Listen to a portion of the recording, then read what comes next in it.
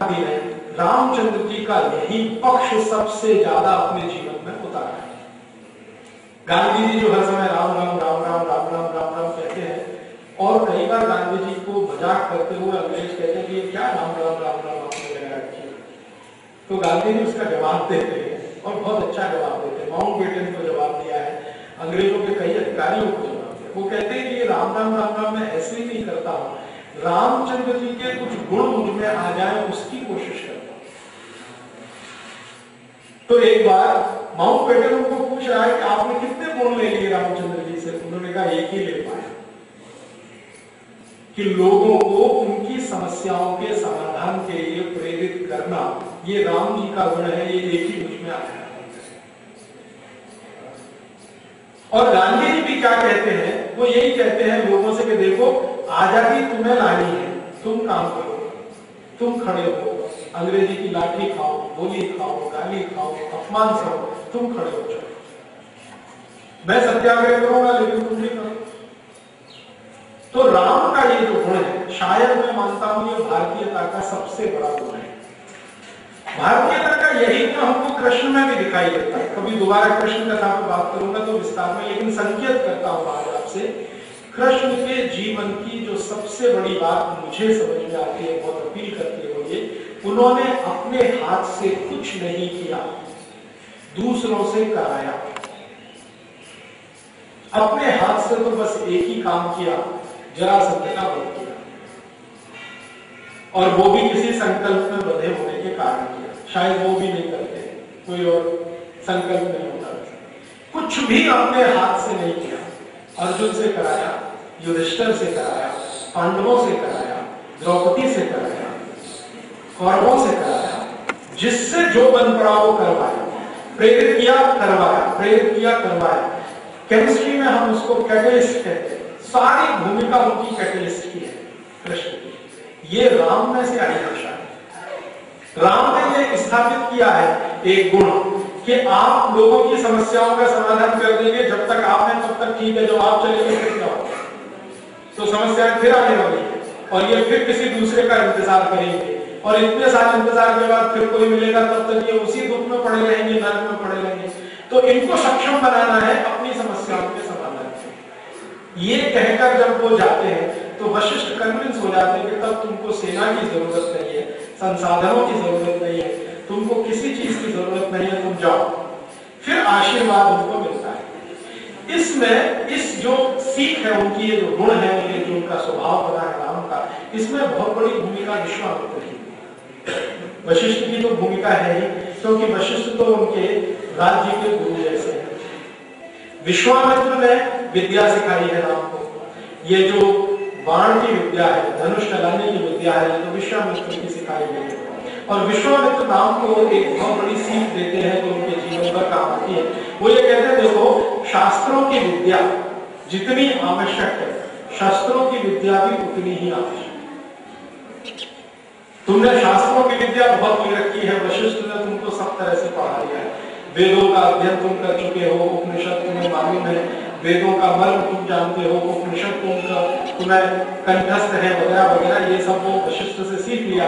शस्त्र विद्या तुमको नहीं आती है, क्योंकि वशिष्ठ का उस पर पारंगत नहीं है, एक्सपर्टाइज नहीं है, वो मुझे आती है।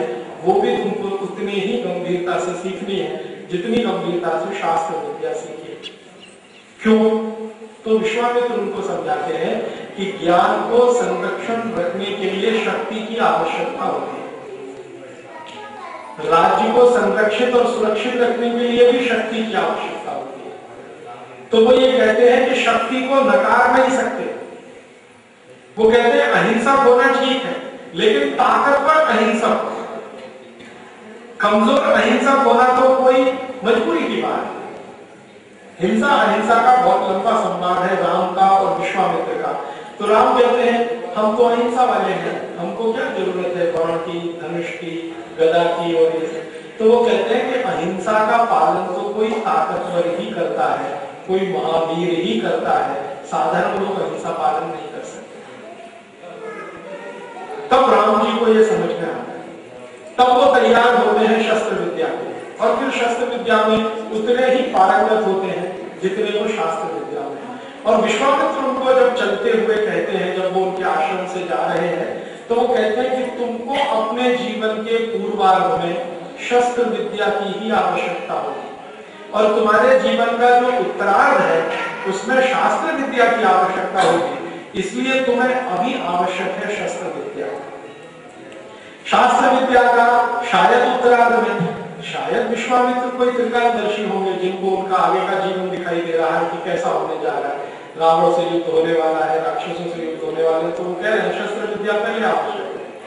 तो शस्त्र विद्या में पारंगत होते और वन गमन के लिए जाते हैं। तो वशिष्ठ कहते हैं कि अभी मुझे तुम्हारी चिंता नहीं है, क्योंकि जब तुम्हारे मन में इतनी स्पष्टता है तो अब तुमको सेना की जरूरत नहीं है, चाकरों की जरूरत नहीं है, नौकरों की जरूरत नहीं है, संसाधनों की जरूरत नहीं है। तुम जहां जाओगे वहीं ये सब आ जाएंगे। और वो निकल जाते हैं, और जब निकलते हैं तो सबसे ज्यादा समय उनका बीता है 14 वर्ष का भारत के साधारण लोगों के बीच में, जिनको आज की भाषा में, खराब भाषा में हम आदिवासी कहते हैं, और सरकार की तो गाली की भाषा में शेड्यूल्ड ट्राइब्स कहते हैं या शेड्यूल कास्ट है। सरकार तो सीधी गाली ही देती है, शेड्यूल कास्ट और शेड्यूल ट्राइब्स ये सब गालियां हैं। राम की भाषा में ये कहीं भी नहीं है। पूरे रामचरितमानस में, पूरे कंबन रामायण में, वाल्मीकि रामायण में मैंने ऐसा कोई शब्द नहीं देखा आदिवासी। शब्द है वनवासी, क्योंकि वनों के बीच में रहते हैं। कि आदिवासी कहां से आ गया हमारे देश में? आदिवासी शब्द के लिए मैं बहुत कोशिश करता रहा जानने की कब से प्रयोग हो रहा है हमारे देश में। राम के जमाने में नहीं है, कृष्ण के जमाने में भी नहीं है। पता चला कि यह शब्द लगभग 200 साल पुराना है, अंग्रेजों ने इसका इस्तेमाल करना शुरू किया। और अगर हम सही मायने में देखें तो हम सभी आदिवासी हैं, जंगल में रहते हो नहीं रहते। आदिवासी माने निरंतर रहने वाले लोग एक ही स्थान पर, वो सभी आदिवासी हैं। तो हम तो सभी आदिवासी हैं, लेकिन हमारा क्लासिफिकेशन हो गया schedule tribe, schedule caste, backward class, upper backward class, lower class, पता नहीं कितने तरह के स्ट्रेटिफिकेशन, ये सब अंग्रेजों की थे। राम जी जा रहे हैं उन लोगों के बीच में जो वन में रहते हैं, बंदराओं में रहते हैं, और उनको वो वनवासी कह के संबोधित करते हैं। और ये इज्जत का शब्द है, छोटा शब्द नहीं। इसकी एक बार लक्ष्मण के साथ उनकी वार्ता है इस विषय पर, वनवासी शब्द। लक्ष्मण को यह शब्द पसंद नहीं आता। राम कहते हैं ये सब हमारे भाई बांधव हैं, वनवासी हैं, बस इतना ही अंतर है, हम पहलों में रहते हैं, ये वनों में रहते हैं। तो लक्ष्मण कहते हैं कि ये तो कुछ कम अकल वाले दिखाई देते हैं, कम पढ़े लिखे हैं, कम बुद्धि वाले हैं, कम ऐसा ऐसा वो बोल रहे हैं। राम थोड़ा सुनते हैं, फिर थोड़े नाराज होते हैं, कहते हैं अभी तुम सुनो ये क्या है। तभी वो वर्णन करते हैं कि ये वन क्या है। बहुत लंबा वर्णन और बहुत ही अच्छा है। मैं मानता हूं कि भारत के सब छोटे बच्चों को वो पढ़ना चाहिए। वन क्या है उसकी डेफिनेशन वो दे रहे हैं, और वनों में ये जो तरह तरह के पेड़ हैं, पौधे हैं, इनकी परिभाषाएं दे रहे हैं। पेड़ पौधों पर बैठने वाली जो चिड़िया हैं, पक्षी हैं, उनकी परिभाषाएं दे रहे हैं। फिर इसमें छोटे छोटे जो कीट हैं, पतंगे हैं, उनकी परिभाषाएं दे रहे हैं। और वो लक्ष्मण को समझा रहे हैं कि ये सब है, इसलिए तुम हो, तुमसे ये नहीं। अभी एनवायरमेंटल प्रोटेक्शन की इससे बड़ी कोई डेफिनेशन दुनिया में नहीं हो सकती। ये जो सारी दुनिया में आज समस्या पैदा हुई है ना, पर्यावरण संरक्षण, पर्यावरण, मैं मानता हूं श्री राम जी से ज्यादा पर्यावरण को समझने वाला कोई नहीं।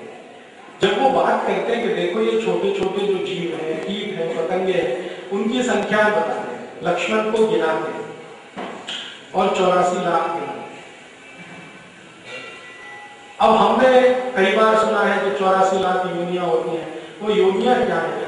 वो तरह तरह के जीव जंतुओं की जातियां, प्रजातियां। तो ये कहते हैं कि इनमें से हर एक का महत्व है। आधा घंटे का रामचंद्र जी का व्याख्यान है लक्ष्मण को चींटियों पर, आधा घंटे का। आधा घंटे को चींटियों के गुण बताए। देखो चींटी क्या होती है, कैसी होती है, क्या करती है। वहां पढ़कर मुझे पता चला, जो बाद में मैंने कंफर्म किया तो सच है, वो ये कहते हैं कि ये अद्भुत जीव है जो कभी सोती नहीं। तो वास्तव में चींटी सोती नहीं। ये अद्भुत जीव है जो अपने लिए कुछ करती नहीं है, जो भी करती है परिवार के लिए करती है। अपने लिए कभी कुछ नहीं करते, वो भी सही है। और ये अद्भुत जीव है जो सबसे ज्यादा संयमी है, क्योंकि जब बहुत क्राइसिस होती है तभी घर से बाहर आती है कुछ लेके जाने के लिए, नहीं तो आती ही नहीं। बचपन में मुझे याद आता है जब बहुत सारी चीटियां घर में निकलती थी और मेरी माता जी कहती थी जा आटा डाल के आओ, तो जैसे ही आटा डाला तो वो गायब हो जाती, मैंने उनकी जरूरत पूरी हुई तो चली जाती। और राम समझा रहे हैं कि प्रकृति में इनका बैलेंस क्या है, और अद्भुत बैलेंस है। फिर लगभग 40-45 मिनट का उनका इससे आगे का एक व्याख्यान है लक्ष्मण के लिए, वो है सफेद चींटी, व्हाइट एंड जिसको कहते हैं। आजकल हम लोग उसे दीमक कहते हैं। दीमक पर 45 मिनट बोला है, थीसिस की जा सकती है, पीएचडी की जा सकती है। राम ने जो बोला है लक्ष्मण को, कंबन रामायण, दीमक की क्या उपयोगिता है हमारे लिए? तो दीमक की एक ही ये है मन में कल्पना कि वो हमारी लकड़ी काट जाती है, हमारा नुकसान कर जाती है, हम उसको मारने की जुगड़ में हमेशा जुगाड़ में लगे रहते हैं। कभी कोई पेस्टिसाइड खरीद के लाते हैं, कभी कोई मिट्टी का तेल डाल के जलाते हैं, किसी न किसी तरह से मारते हैं। रामचंद्र जी लक्ष्मण को समझा रहे हैं कि अगर ये नहीं है तो तुम्हारा अस्तित्व नहीं।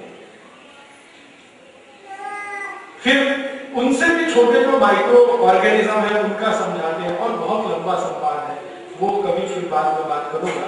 पूरी एनवायरमेंटल साइंस उसमें है, लेकिन राम को ये समझ है, और ये बड़ी समझ है। ये समझ जो है ना, भारत में इतिहास का अगर हम किस्सा निकालना शुरू करें तो 2-4 लोगों को ही ये समझ भारत में है।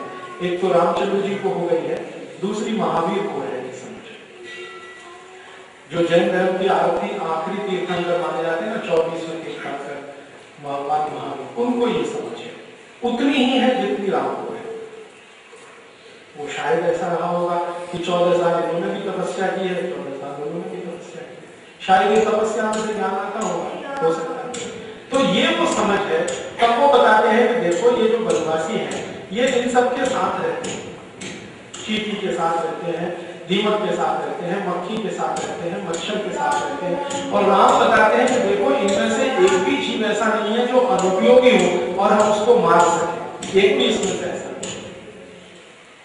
और तब वो सिखा रहे हैं लक्ष्मण को कि हमारे भारत की जो अहिंसा है वो इसमें से निकली, क्योंकि एक भी जीव जब बिना काम का नहीं है तो तुम मार कैसे सकते हो? तो अहिंसा पे जाना ही पड़ेगा तुमको, और तुम्हारा क्रोध थोड़ा कम करना पड़ेगा। और हमेशा याद रखना, मेरे साथ जब तक तुम हो कोई भी जीव की हत्या ना होने पाए, ध्यान रखना। चलते समय, झाड़ू लगाते समय राम उनको समझाते हैं। आप जानते लक्ष्मण जो है ना, उनके माने जो निजी काम है वो लक्ष्मण करते हैं। रामचंद्र जी के निजी काम क्या है?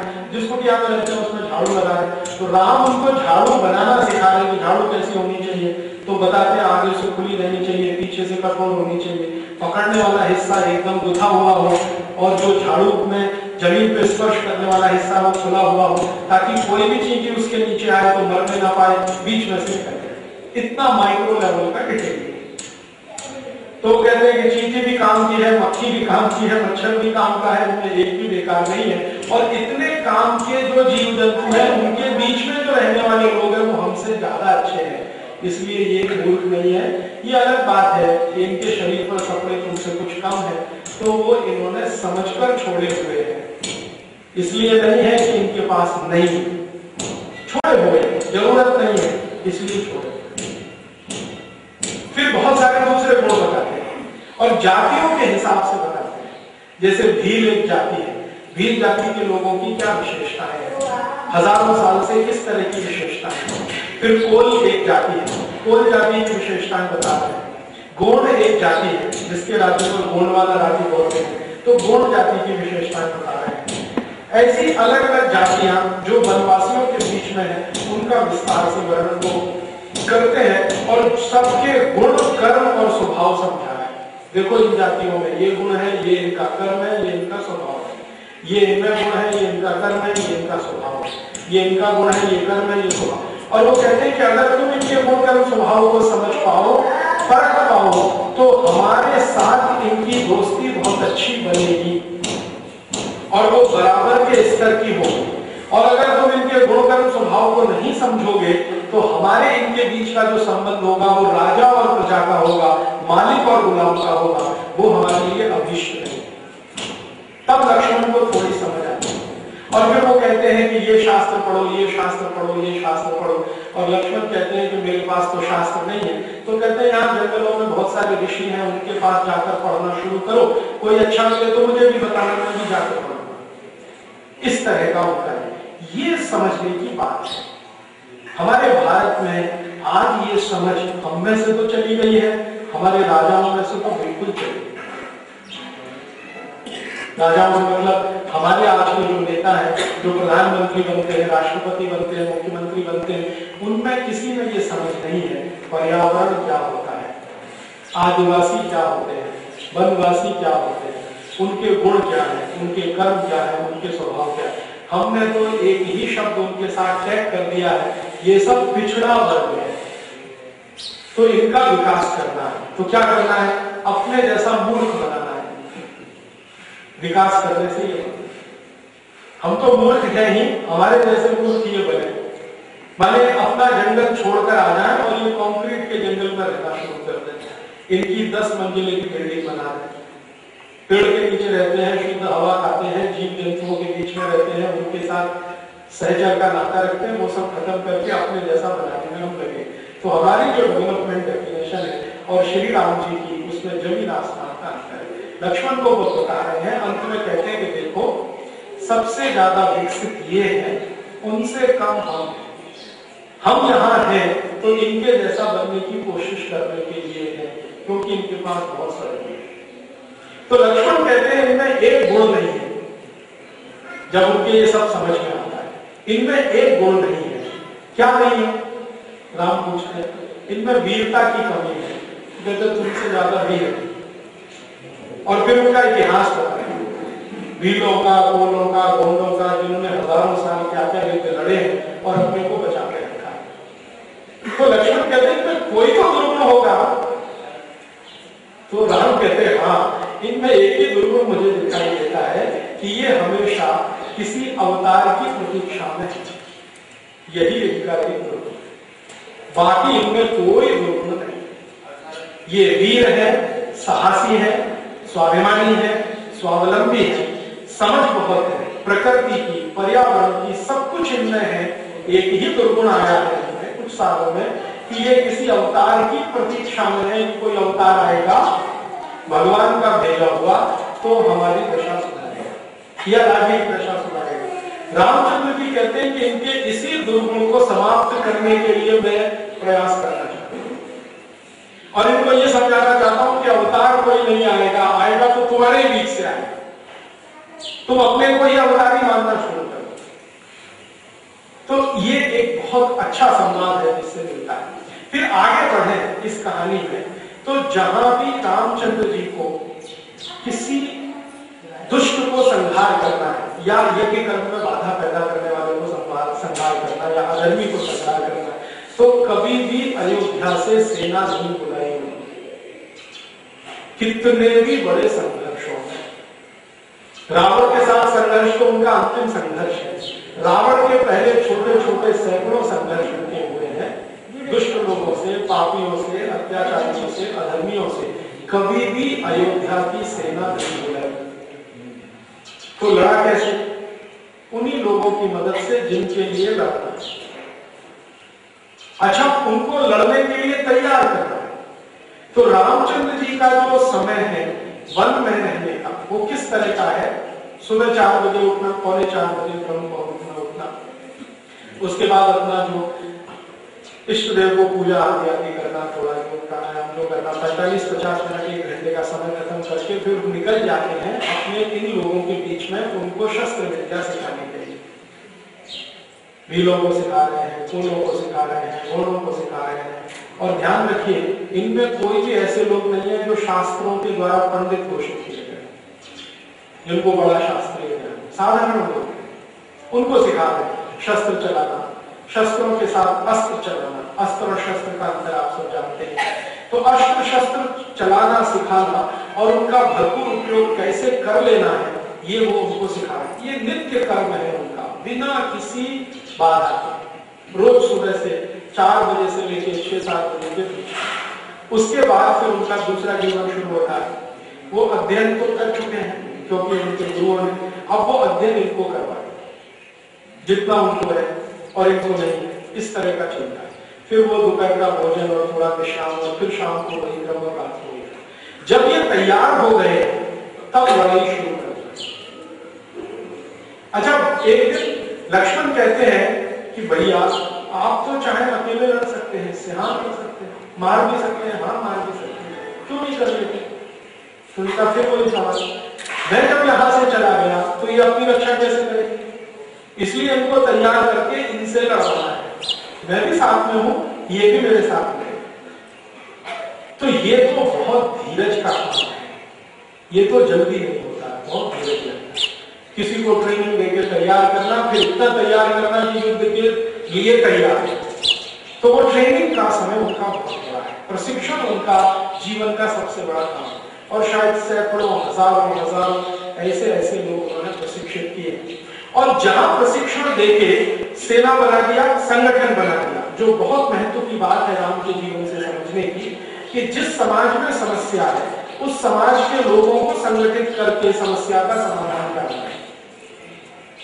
तो समाज की समस्या समाधान करने के लिए संगठन बना दिया, शस्त्र आ गए, अस्त्र आ गए, ताकतवर हो गए, स्वाभिमानी स्वावलंबी हो गए, छोड़ दिया, कहा अब तुम चलाओ मैं चलता हूं। मैंने इसमें तो समझने की बात है वो ये कि राम चाहे तो वहां राजा बन के रहे और वो तैयार है उनको स्वागत करने, लेकिन सब कुछ करके उन्हीं के बीच में से किसी को राजा बना के उनको सब कुछ सौंप के फिर चल दिए, झोली डंडा उठा के किसी आगे। ये जो उनके जीवन में, उनके स्वभाव में दिखाई देता है कि लंका जीतने के बाद खुद राजा नहीं बनते, विभीषण को राजा बना के चले आते हैं। ये उनके जीवन में शुरू से है। रावण का राज्य जीतने के बाद ये आया है ऐसा नहीं है, शुरू से उनके जीवन में ये चल रहा है। जहां भी छोटे छोटे राज्य हैं, जहां भी उन्होंने कोई बड़ी जीत हासिल की है, वहां उस स्थानीय व्यक्ति को राजा बनाया, सौंप दिया, आगे चले गए, फिर किसी को राजा बनाया, सौंप दिया, फिर आगे चले गए, फिर राजा बनाया, फिर सौंप दिया, फिर आगे। दशरथ में ये गुण नहीं है, दशरथ में ये गुण नहीं। दशरथ में क्या गुण है? जिस राज्य को जीत लिया हमेशा के लिए उसको अपने राज्य में मिला के रखना है, और इसको दशरथ चक्रवर्तित्व होने के लिए आवश्यक मानते हैं। राम उससे मतभेद। राम कहते हैं कि चक्रवर्ती वो है जो राज्य बनाए और सौंप के निकल जाए। और ये समझ बहुत देर में भारत के एक राजा को आई है, अशोक, जो बौद्ध धर्म का फिर सबसे बड़ा बताओ लंबे बना है। वो राम के बोलने से ही समझ आई। अब भारतीयता का शायद ये एक दूसरा बड़ा गुण बन गया है, राम ने स्थापित किया है, वही हमारे यहाँ भारतीयता हो गई है, ऐसा मुझे अभी समझ में आने लगा। उन्होंने एक गुण स्थापित कर दिया ये कि जो लोग हैं, समस्या जिनकी है उनको प्रेरित करना, खड़ा करना, समस्या का समाधान कराना, उन्हीं के बीच में से किसी को राजा बनाना, अपने हाथ में कुछ नहीं लेना और निकल जाना। बिल्कुल ऐसे ही जैसे कोई पुराने कपड़े थे छोड़कर निकल गए, नए धारण करिए, इस तरह से चलते चले जाना। शायद योगी वही होते होंगे। मोह जरा भी ना आए, कर्म योगी शायद वही होता होगा। तो कर्म योगी होने की जो आदर्श परिभाषा है वो उन्होंने स्थापित कर दिया। मुझे उनका ये गुण बहुत अद्भुत लगता है। शायद कृष्ण में यही गुण राम से आया, जो अपने हाथ से कुछ नहीं करते हैं और राज्य स्थापित करके दूसरों को देते हैं। और फिर कृष्ण भी ये कहते हैं अपने जीवन के अंतिम दिनों में कि भारतीयता यही है, भारतीयता यही है जब हम कुछ भी हासिल करें, जरूरत पड़ने पर दूसरों को सौंप दें और निकल जाए बिना किसी मोह के। भारतीयता यही है। ये जो दूसरी एक संस्कृति दुनिया में फैली हुई है, जिसका जिक्र अभी थोड़ी देर पहले भारत करते थे, अमेरिकी और यूरोपियनिज्म, वो इसके ठीक विपरीत है। दूसरों को जीत लेना, हासिल कर लेना, फिर अपने बीच में गुलाम बना के सैकड़ों साल रखना, वो अमेरिकी है, ये भारत। तो भारतीयता के आदर्श स्थापित करने में राम का तो अद्भुत है।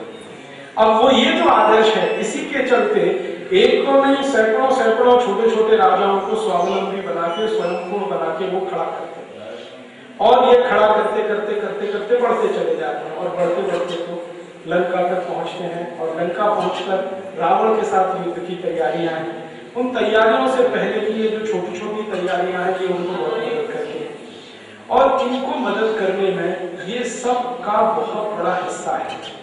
अब इसमें एक विशेष प्रसंग मैं आपको और सुनाना चाहता हूँ, उसके बाद इसको मैं खत्म करूंगा। और एक विशेष प्रसंग क्या है, मैंने आपसे मेरे व्याख्यान के शुरू में कहा था कि मैं समझना चाहता हूँ राम राज्य क्या है, वो इसी में से समझ में आया।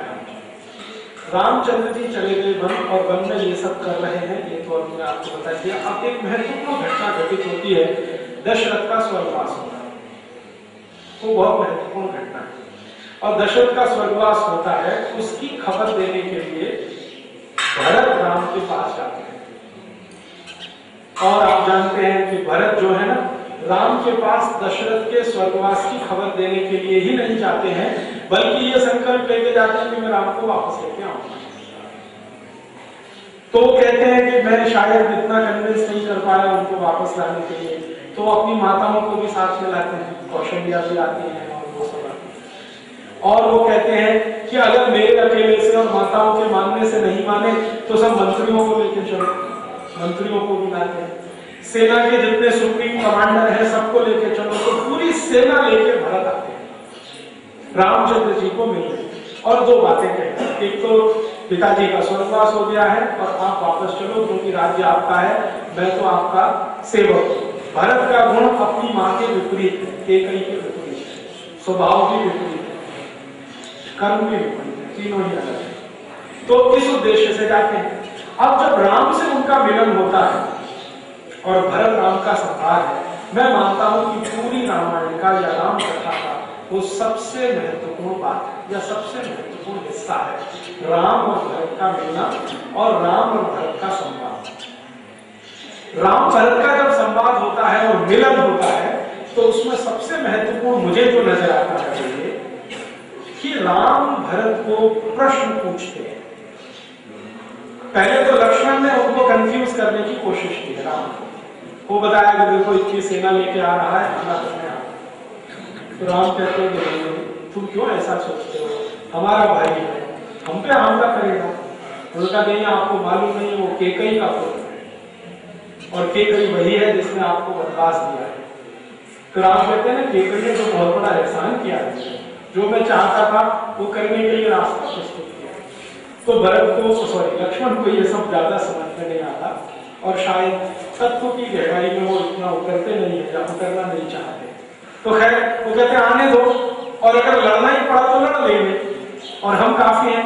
तो लक्ष्मण कहते हैं आपका, मैं अकेला काफी, इतनी बड़ी सेना। खैर वो उसके बाद होता क्या है कि जब ये इतनी बड़ी सेना लेके भरत आते हैं, तो जो वनवासी हैं उनको शायद ये गलतफहमी हो जाती है कि ये राम पे हमला करने के लिए जा रहे हैं, क्योंकि उनको ये तो मालूम है कि राम को निकाला दिया गया है, वनवास दिया गया, भरत को गद्दी दी है। तो वनवासियों को ये गलतफहमी है कि शायद ये राम को मारने जा रहे, तो वो तैयार हो जाते हैं। बीच में कई जगह हो भी जाता है, बाद में उनको समझ में आता है नहीं ये तो राम को वापस लेने के लिए जा रहे हैं। तो पूछते भी हैं, कहीं जो भील है, भील जाति, गोंड और ये कोल जाति के लोग पूछते हैं, उनके सरदार पूछते हैं कि आपको इतनी सेना लेके आने की क्या जरूरत थी। तो भरत कहते हैं कि देखो मैं राम को कन्विंस नहीं कर सकता, मना नहीं सकता, इसलिए सबको लाया हूँ, ये सब उनको कन्विंस करेंगे, शायद वो वापस जाए, इसके लिए ये सेना। तो खैर वो सेना लेकर पहुंच जाते हैं और राम और भरत का मिलन होता है और संवाद होता है। तो ये जो मिलन और संवाद है, उसमें से वो एक घटना है, उसको मैं छोड़ना चाहता हूँ, जब वो राजा दशरथ के स्वर्गवास की कहानी कहते हैं। तो राजा दशरथ के स्वर्गवास की जैसे कहानी कहते हैं, तो अकेले राम है जो उतने ही निष्ठा और उतने ही शांत मन से उसको सुनते हैं, जितने शांत मन से उन्होंने अपने वनवास की घोषणा को सुना। उतने ही शांत मन से उतने ही स्वर्गवास हो गया। और ये सब परेशान, बाकी लक्ष्मण परेशान है, सीता जी परेशान है, उनका स्वर्गवास हो गया। लेकिन राम में धीरता बहुत है, खराब से खराब समाचार को सुनने का मात्रा होता है। वो जानते हैं कि उनके पिता उनको सबसे ज्यादा प्यार करते हैं, अब वो नहीं है इस दुनिया में। उनके दुखद निधन का समाचार भी उतनी ही शालीनता से सुनना, शांति से सुनना, जितना अपने जीवन में सबसे खराब किसी चीज को सुनने का। तो वो सुन लेते हैं, उसके बाद वो बात नहीं खत्म होती, फिर वो बात करते हैं रामचंद्र जी भरत से संवाद करते हैं। और वो संवाद जो है ना, सबसे अच्छी तरीके से, थोड़ा तो वाल्मीकि में है और ज्यादा तो कंबर रामायण में है। तो विस्तार से संवाद क्या है? रामचंद्र जी उनसे प्रश्न पूछ रहे हैं, भरत से प्रश्न पूछ रहे हैं, और प्रश्न ऐसे पूछ रहे हैं जिनको समझने की हम कोशिश करें तो समझ में आ जाता है राम राज्य क्या है। सारे प्रश्न इस तरह के। अब वो प्रश्न पूछ रहे हैं, उनकी संख्या लगभग 56 प्रश्न उन्होंने पूछे, 56 क्वेश्चन भरत जी को पूछे हैं राम, और एक से एक अद्भुत प्रश्न जो राम राज्य को समझने में हमको काफी कुछ मदद करता है। राम राज्य क्या है वो उन प्रश्नों से समझ जाना है। सबसे पहला प्रश्न पूछते हैं भरत, क्या तुम अपने गुरुओं का वैसे ही आदर करते हो जैसे मैं करता था?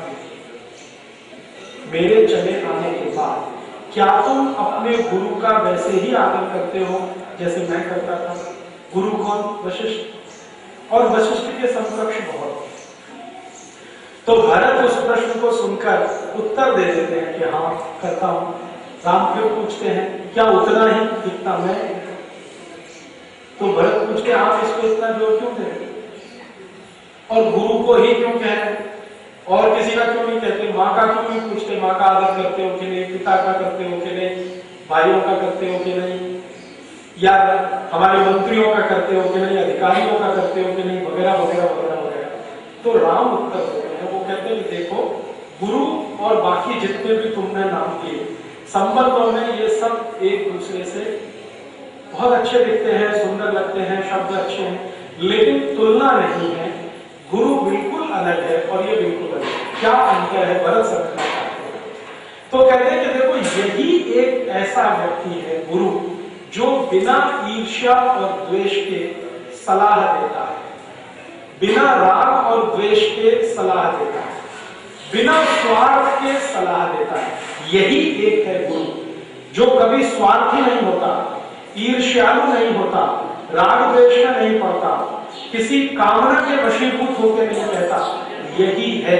इसलिए इसकी वेलबींग, माने इसके बारे में सबसे अच्छे होने की मेरे मन में जो है वो मैं सुनना चाहता हूँ। उनका हाँ मैं वैसा ही करता हूँ, गुरुओं को बहुत सम्मान देता हूँ। तो मैं मानता हूँ राम राज्य माने क्या? जहां गुरुओं को सबसे अधिक आदर और सम्मान मिले,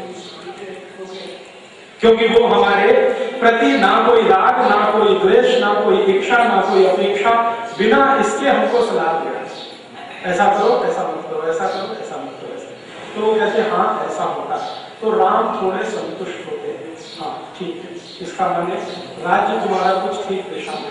दूसरा प्रश्न, 56 प्रश्न। दूसरा प्रश्न, क्या तुम्हारे राज्य में जनता धन धान्य से भरपूर है? लोगों को किसी तरह का कोई भौतिक, दैविक और दैहिक दुख तो नहीं है? माने गरीबी तो नहीं है, बेरोजगारी तो नहीं है, भूखमरी तो नहीं है, अकाल तो नहीं पड़ रहा है, अतिवृष्टि तो नहीं हो रही है, अनावृष्टि तो नहीं हो रही है।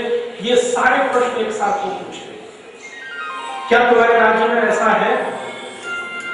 क्या तुम इसके लिए कुछ करते हो? तो भरत कहते हैं कि आपकी कृपा से, ईश्वर की कृपा से, आपके आशीर्वाद से हमारे राज्य में अभी कोई भूखा नहीं है, कोई गरीब नहीं है, कोई बेरोजगार नहीं है। जितनी आवश्यकता पानी की है उतनी बारिश होती है, और बारिश का पानी हम संजो कर रखते हैं। वाटर मैनेजमेंट जो आज की भाषा में कहें, हमको अगर 12 साल भी अकाल पड़ जाए तो हमने पानी की व्यवस्था करके रखी हुई है, भूगर्भ जल की भी व्यवस्था है, और एक तरह का सरफेस वाटर और एक ग्राउंड वाटर, दोनों की व्यवस्था हमने करके रखी हुई है। विस्तार से बताते हैं। राम थोड़े और ज्यादा आश्वस्त होते हैं, कहते हैं हाँ तुम्हारा कार्य। तीसरा प्रश्न करते हैं कि क्या तुम्हारे सारे मंत्री और अधिकारी नॉन करप्ट हैं? अभ्रष्ट है, भ्रष्टाचारी नहीं है, तुम ये कह सकते हो? तो थोड़ी देर वो सोचते हैं, फिर कहते हैं हाँ, हमारे सभी मंत्री और अधिकारी कुछ भी भ्रष्टाचार में लिप्त नहीं है। फिर वो पूछते हैं कि भ्रष्टाचार कितने तरह के होते हैं? राम को पूछते, तो वो 16 तरह के भ्रष्टाचार के नाम, 16 तरह के भ्रष्टाचार, 1 2 3 4 5 6 7 8 9 10। दुर्भाग्य से हमारे भारत में इस समय वो 16 के 16 हैं। राम पूछ रहे हैं तुम्हारे मंत्री, तुम्हारे अधिकारी इस तरह के भ्रष्टाचार से मुक्त हैं? तो दशरथ कहते हैं हाँ मुक्त हैं। तो थोड़े और आश्वस्त होते हैं। चौथा प्रश्न पूछते हैं, क्या तुम्हारा रेवेन्यू कलेक्शन, आप ध्यान देना इस बात, रेवेन्यू कलेक्शन माने टैक्स कलेक्शन, क्या तुम्हारा कर संग्रह खर्चे से ज्यादा है? माने रेवेन्यू कलेक्शन सरप्लस है, डेफिसिट तो नहीं है? तो भरत कहते हैं हाँ, रेवेन्यू कलेक्शन सरप्लस है। तो भरत पूछते हैं आप ये क्यों पूछ रहे हैं रेवेन्यू कलेक्शन? वो कहते हैं कि अगर तुम्हारा कर संग्रह कर खर्चे से ज्यादा है, जिसको रेवेन्यू एक्सपेंडिचर कहते हैं, अगर रेवेन्यू इनकम रेवेन्यू एक्सपेंडिचर से ज्यादा है तभी राज्य को समृद्धशाली बना सकते हो। अगर तुम्हारा रेवेन्यू एक्सपेंडिचर रेवेन्यू कलेक्शन से ज्यादा हो गया, माने कलेक्शन का में खर्चा ज्यादा है, तब तो राज्य को कर्ज में डालोगे तुम, और तुमको कर्ज लेके राज्य चलाना पड़ेगा, और कर्ज चलाकर तो कोई राज्य सुखी नहीं होता है। तो मैं इसलिए पूछ रहा हूं कि हमें कर्ज लेने की आवश्यकता तो नहीं पड़ती, तुम्हारे राज्य में कर्ज तो नहीं लिया जाता? तो भरत कहते हैं अभी तक तो नहीं लिया जाता, तो ध्यान रखना आगे न लिया जाए। इसका अर्थ क्या है? राम राज्य में रेवेन्यू कलेक्शन एक्सपेंडिचर से हमेशा ज्यादा होगा, माने राम राज्य में कर्ज नहीं लिया जाएगा। भारत में आज की परिस्थिति में 18 लाख करोड़ रुपए का कर्ज लिया जा चुका है आजादी से पिछले 60 साल, और 30 राज्य है, 30 राज्यों में ले लिया है। एक भी इस देश में ग्राम पंचायत ऐसी नहीं है जो कर्जदार ना हो, एक भी नगर पालिका ऐसी नहीं है जो कर्जदार ना हो, एक भी केंद्र सरकार ऐसी नहीं है जो कर्जदार ना हो। राम ये महत्वपूर्ण बात पूछ रहे हैं भरत से कि क्या तुम्हारा रेवेन्यू कलेक्शन एक्सपेंडिचर से ज्यादा है, अर्थात कर्ज का जरूरत तो नहीं पड़ती है? तो भरत कह रहे हैं कि हाँ बिल्कुल जरूरत है। चौथी महत्वपूर्ण बात पूछते हैं, क्या तुम्हारे राज्य की सेना सब तुम्हारे आदेश का पालन करती है? सेना के अधिकारी तुम्हारे साथ आदेश को मानने के लिए प्रेरित होते हैं? तुम्हारे व्यक्तित्व ने तुम्हारी सेना के सेनाधिकारियों को प्रेरित किया हुआ है? तो भरत कहते हैं हाँ, कि मेरे सभी सेनाधिकारी मेरे से प्रेरित हैं और मैं जैसा कहता हूं वैसा करने के लिए तैयार है।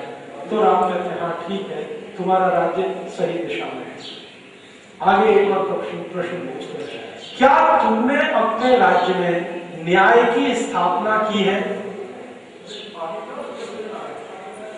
न्याय की स्थापना से मतलब भरत पूछ रहे तो कह रहे हैं कि दुष्टों को दंड और सज्जनों को प्रोत्साहन तुम्हारे राज्य में मिलता है?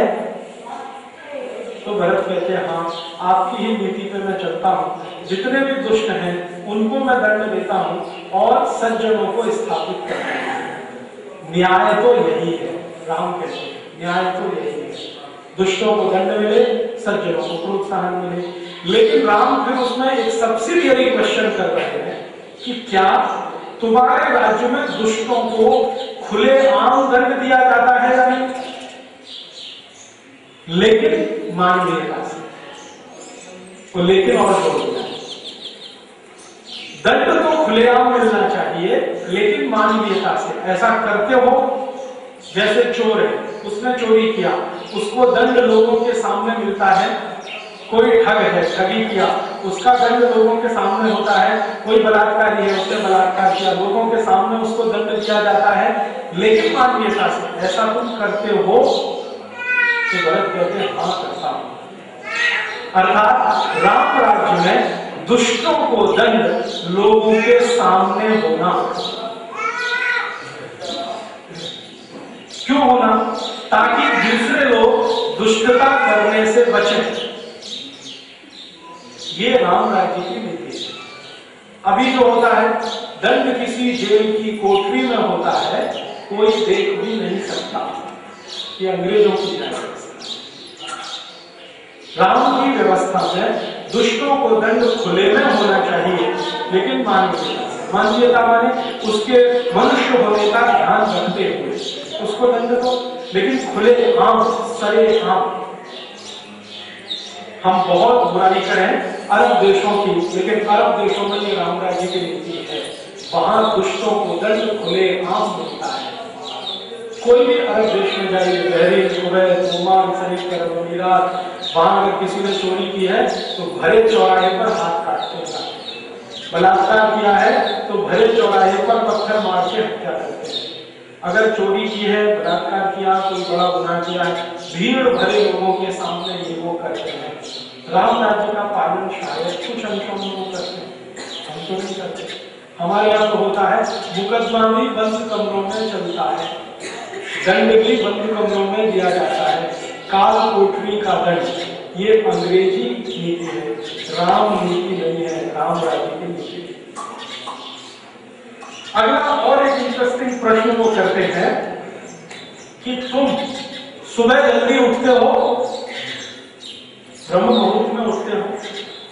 आप कहेंगे ये तो पूछने लायक प्रश्न है, लेकिन राम पूछ रहे हैं भरत से, तुम सुबह जल्दी उठते हो, ब्रह्म मुहूर्त में उठते हो? हाँ, उठता हूं। फिर लोगों से मिलने जाते हो? हाँ, जाता हूं। तब तुम राजा होने के लायक हो। आप उसके पहले नहीं कहा कि तुम राजा होने के लायक।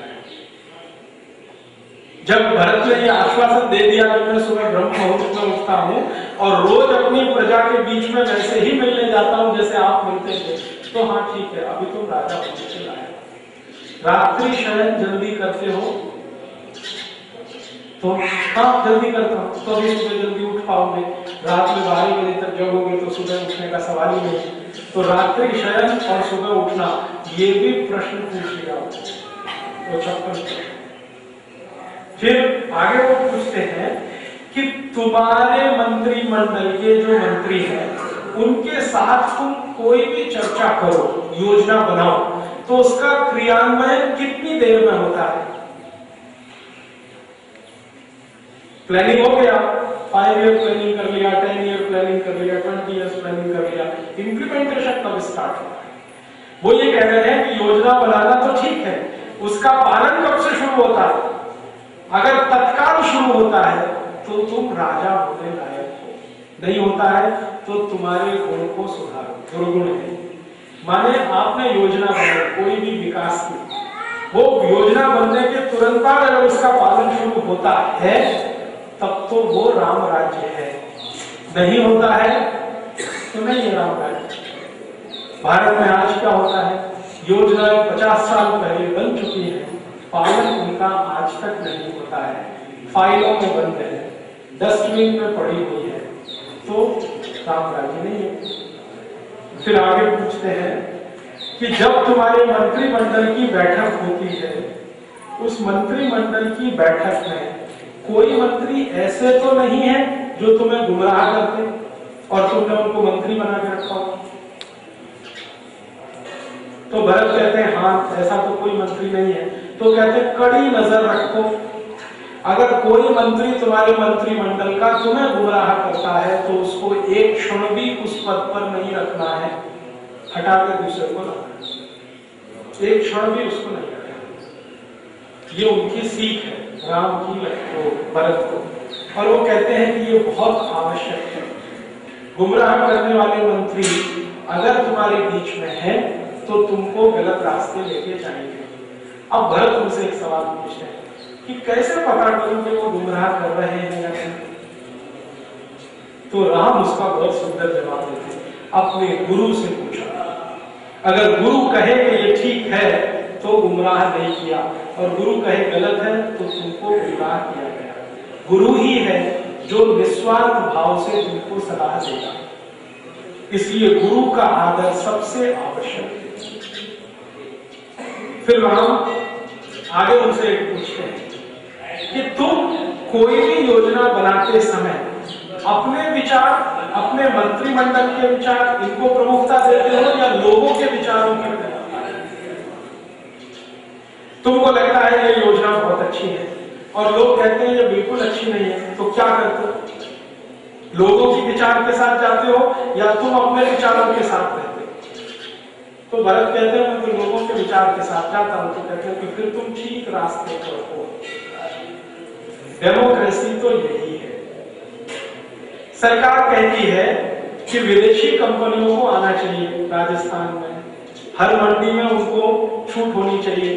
किसान कहते हैं जी नहीं होनी चाहिए। सरकार अपने पे अड़ी हुई है कि हम ये करके ही मानेंगे और रामचंद्र जी का नाम लेते रहते हैं। रामचंद्र जी की नीति तो ये नहीं।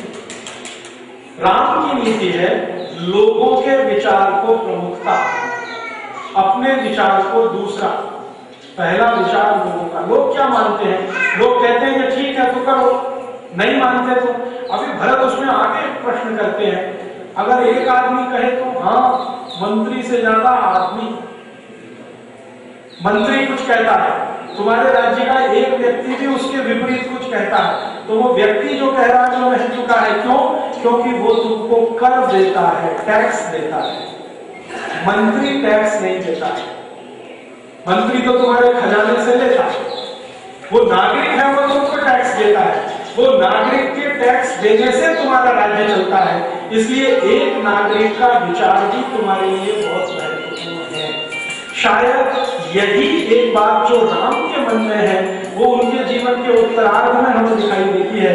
जब एक कपड़े को धोने वाला धोबी सीता के बारे में कुछ कहता है तो वो परीक्षा के लिए निकालता है। राम के ऊपर लांछन लगाने वाले कुछ लोग कहते हैं कि वो स्त्रियों के विरोधी थे क्योंकि सीता को घर से निकाल दिया। और ये किस्सा तब है जब वो अयोध्या वापस आ गए हैं और किसी ने कह दिया है सीता के बारे में, पता नहीं कितने दिन रावण के यहाँ रही है और क्या क्या किया। तो एक व्यक्ति के कहने पर सीता को घर से निकाल देना, ये उस गुण के कारण है जब वो भरत को कह रहे हैं कि एक व्यक्ति भी कुछ कहता है वो महत्वकार, क्योंकि वो टैक्स पेयर है। अर्थात राम राज्य में टैक्स पेयर को सबसे ज्यादा ऊंचाई है और मैं नहीं मानता कि इससे बड़ी डेमोक्रेसी कोई हो सकती है जहां टैक्स पेयर सबसे ऊंचा है, मंत्री और राजा उससे नीचा है। यही शायद लोकतंत्र रहा होगा। राम राज्य शायद किसी को, गांधी जी इसी की कल्पना बार-बार कर रहे, राम राज्य होना चाहिए, राम राज्य होना चाहिए। फिर एक और बहुत अच्छा सवाल पूछ रहे हैं भरत से कि तुम्हारा अपना जीवन में व्यक्तिगत समय कितना है और सार्वजनिक समय कितना है? तो भरत इसका उत्तर नहीं देते। वो पूछते बताइए क्या होना चाहिए, पहले ये बताइए। तो रामचंद्र जी कहते हैं कि जीवन का 1/4 हिस्सा निजी और 3/4 सार्वजनिक होना चाहिए। है तुम्हारा 1/4 माने 6 घंटे, 6 घंटे तुम्हारा अपना है और बाकी 18 घंटे जनता का है। तुम्हारा ऐसा है 18 घंटे काम करते हो लोगों के लिए, सीधी सी बात, 6 घंटे अपने लिए, 18 घंटे जनता के लिए। तो भरत कहता है कि मैं कोशिश करूंगा, तो ठीक है जल्दी से करो, ये बोल रहे हैं। फिर उसके बाद उससे भी ज्यादा इंटरेस्टिंग क्वेश्चन है, वो पूछ रहे हैं कि तुम्हारी जो सेना है उसमें जो बहादुर सैनिक है और बहादुर जो सेनापति है, वो बहादुर सैनिक और सेनापति जब भी कोई अच्छा काम करते हैं तुम उन्हें पुरस्कार देते हो या नहीं? जब भी कुछ अच्छा काम करे, धर्म के, आचरण के, संस्कृति के, परंपरा के किसी काम को अगर वो करें तो तुम उनको पुरस्कृत करते हो कि नहीं? तो भरत कहते हैं हाँ करता हूं।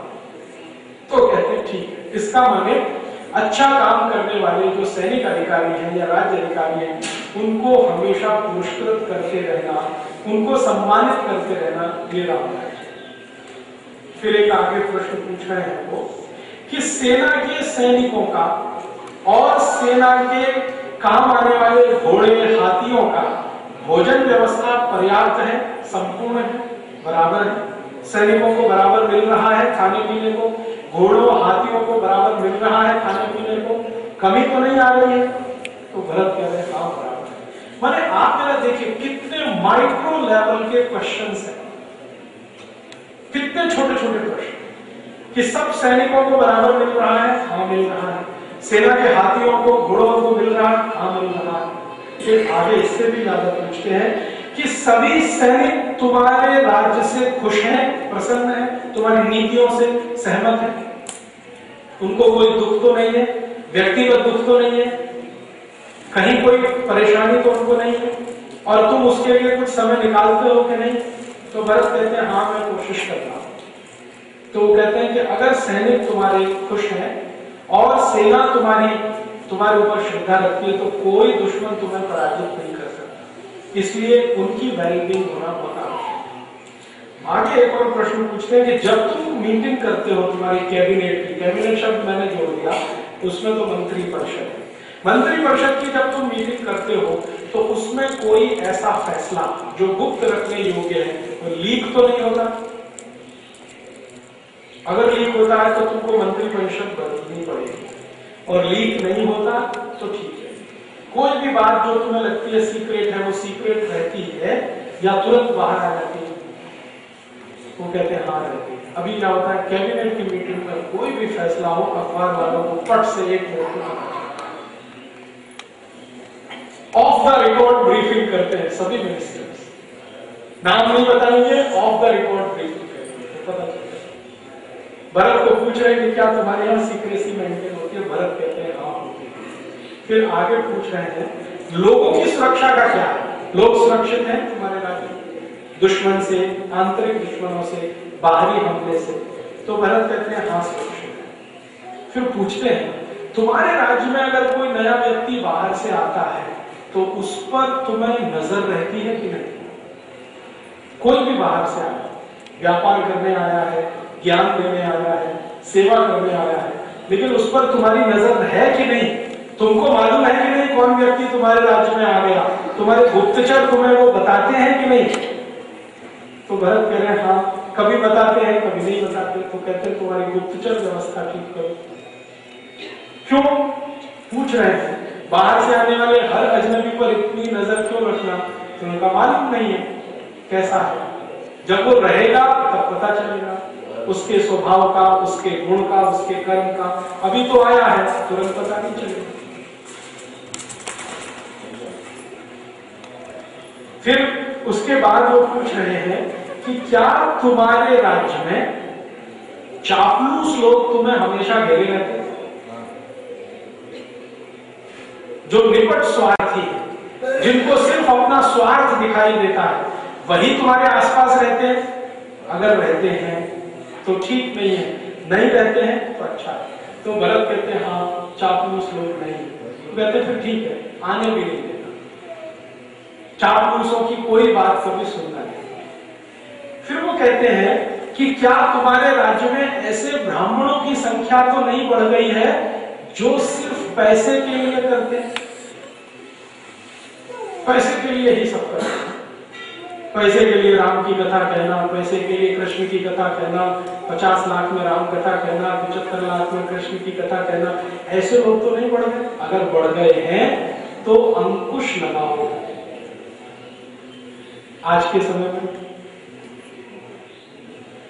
मैं आपको चाहूं तो नाम गिना सकता हूं जो राम कथा कहने का 25 lakh, 50 lakh, 75 lakh, 1 crore, air conditioner car, air conditioner घर, एयर कंडीशनर हवाई जहाज, इसके बिना राम की कथा नहीं करते। और रामचंद्र जी के वनवास का इतना दारुण दृश्य प्रस्तुत करते हैं कि आप रो दें, और वो एयर कंडीशन हॉल में बैठकर। राम खुद कह रहे हैं कि क्या तुम्हारे राज्य में ऐसे ब्राह्मणों की संख्या तो नहीं बढ़ गई है जो सब कुछ पैसे के लिए करते हैं? अगर बढ़ गई है तो तुरंत उस पर काबू करना, नहीं तो राज्य रसातल में जाएगा। फिर एक और प्रश्न पूछ रहे हैं कि तुम्हारे राज्य के जो गुप्तचर हैं, जो तुम्हें सूचनाएं लाते हैं बाहर से, उनमें कोई विदेशी तो नहीं है? तो भरत पूछते हैं विदेशी होने का मतलब जिसका जन्म तुम्हारे राज्य के बाहर हुआ हो, ऐसा कोई गुप्तचर तो नहीं है? धोखा हो सकता है। हम तो बाहर के जन्म लिए हो उनको प्रधानमंत्री बनाने को तैयार हैं और डेमोक्रेसी के नाम पर। रामचंद्र जी कह रहे हैं कि बाहर के राज्य में जन्म लिया हुआ व्यक्ति दूत बनने के लायक भी नहीं है। प्रधानमंत्री बनना तो बहुत दूर की बात है, राष्ट्रपति होना तो उससे भी आगे की बात है। वो तो दूत बनने के लायक नहीं है जो तुमको संदेश लाके दे, क्योंकि उसकी निष्ठा कभी भी बदलेगी तो धोखा होगा।